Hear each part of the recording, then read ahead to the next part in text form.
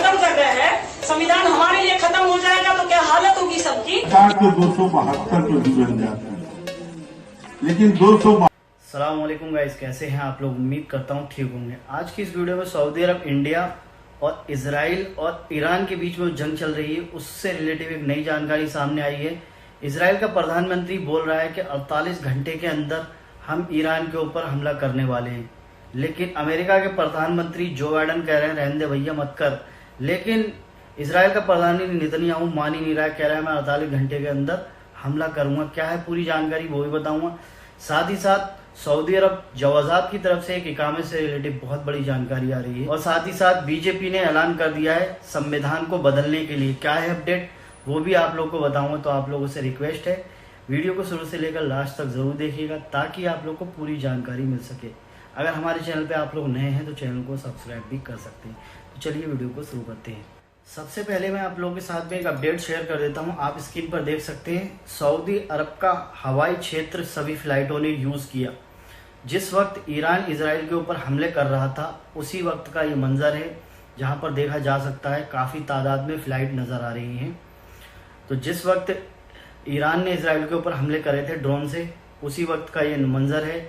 Update में बताया जा रहा है कि इजराइल और ईरान के बीच में जो तनाव है, उसके कारण सभी बहुत सारे देशों की जो सीमाएं हैं वो बंद हैं।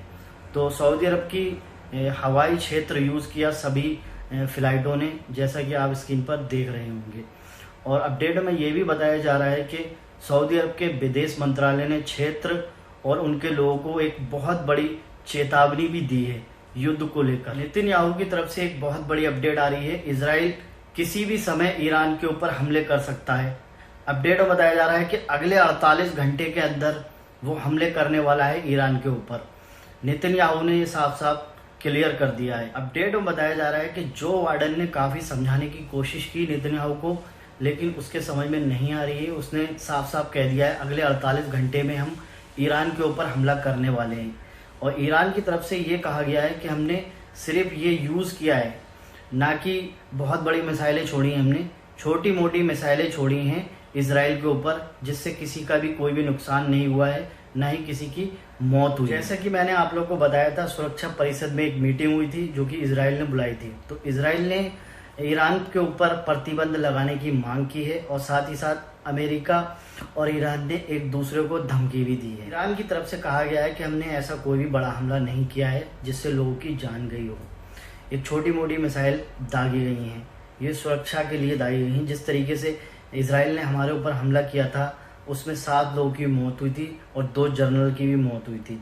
लेकिन इजराइल की तरफ से कहा जा रहा है कि ईरान के ऊपर प्रतिबंध लगना चाहिए। तो इसी को लेकर क्राउन प्रिंस मोहम्मद बिन सलमान और इराक के प्रधानमंत्री के बीच में फोन कॉल पर बात हुई है, और उन्होंने गाजा के संकट पर चर्चा की, और साथ ही साथ जो इस समय तनाव बढ़ रहा है उस पर भी चर्चा की है। किस तरीके से इससे निपटा जाएगा और किस तरीके से इसमें सुधार लाने की कोशिश की जाएगी, इस पर चर्चा की है क्राउन प्रिंस मोहम्मद बिन सलमान और इराक के प्रधानमंत्री ने। और एक अपडेट आ रही है सऊदी जवाजात की तरफ से, जिसमें बताया गया है कि किसी भी बंदे का अगर इकामे में नाम गलत है तो उसको सही कराने के लिए ऑनलाइन प्रक्रिया की जा सकती है। उन्हें जवाजात के ऑफिस जाने की ज़रूरत नहीं है।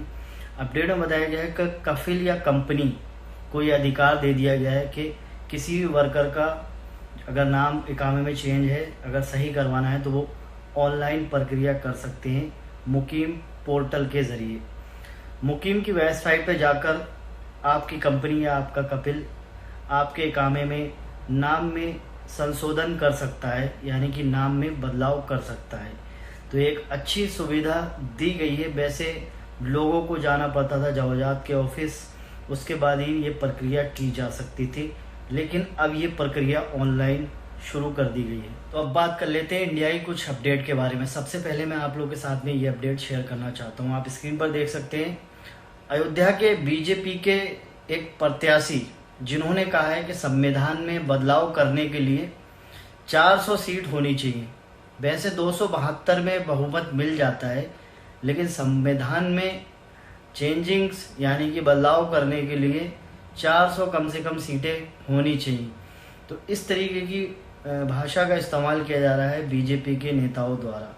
इससे पहले आप लोगों को पता होगा कि केजरीवाल को जो फंसाया गया या केजरीवाल पे जो आरोप लगाए गए हैं उसमें भी बीजेपी की तरफ से जो ईडी का मामला था उसमें भी बदलाव किए गए हैं, तब जाके इस तरीके की प्रक्रिया हो रही है। जब तक बंदा बेगुनाह साबित नहीं हो जाता तब तक ईडी उसे नहीं छोड़ सकती। तो ये भी बदलाव किया गया था बीजेपी की तरफ से। अभी इस तरीके का माहौल है, अगर संविधान में बदलाव किया जाएगा, अगर कोई सरकार के ऊपर कोई बात कहेगा तो उस चीज पर भी रोक लगा दी जाएगी। इसी तरीके की एक अपडेट आ रही है गोरखपुर से, आप स्क्रीन पर देख सकते हैं। गोरखपुर में एक गांव में भाजपा विरोधी पोस्टर लगाए गए, जहां पर पुलिस थाने में पुलिस वाले ने पूरे गांव को गिरफ्तार कर लिया। आप स्क्रीन पर देख सकते हैं, वहां पर एक वीडियो भी बनाया गया है कि संविधान को बदलने की कोशिश की जा रही है। लोग अगर सरकार के खिलाफ बोलेंगे तो उस पर भी रोक लगा दी जाएगी। अभी ये हो रहा है, संविधान में ये अधिकार है कि अपनी बात रख सकता है हर बंदा। आप इससे अंदाजा लगा सकते हैं, अगर सरकार बनाने में 400 सीट आती हैं, 400 सीट आने के बाद में कुछ भी चेंजिंग्स कर सकते हैं। तो ऐसा हो सकता है, नहीं हो सकता है, कमेंट बॉक्स में कमेंट करके जरूर बताइएगा। तो ये कुछ इंपॉर्टेंट जानकारी थी, मैंने आप लोगों के साथ में शेयर कर दी। जानकारी अच्छी लगी हो तो वीडियो को लाइक कर दीजिए और चैनल को सब्सक्राइब करके बेल आइकन को जरूर प्रेस कर दीजिएगा, ताकि हमारी नई वीडियो आने पे आप लोग को नोटिफिकेशन मिल सके। तो मिलते हैं फिर किसी नेक्स्ट वीडियो में नए टॉपिक के साथ में, तब तक अपना ख्याल रखिएगा। खुदा हाफिज़।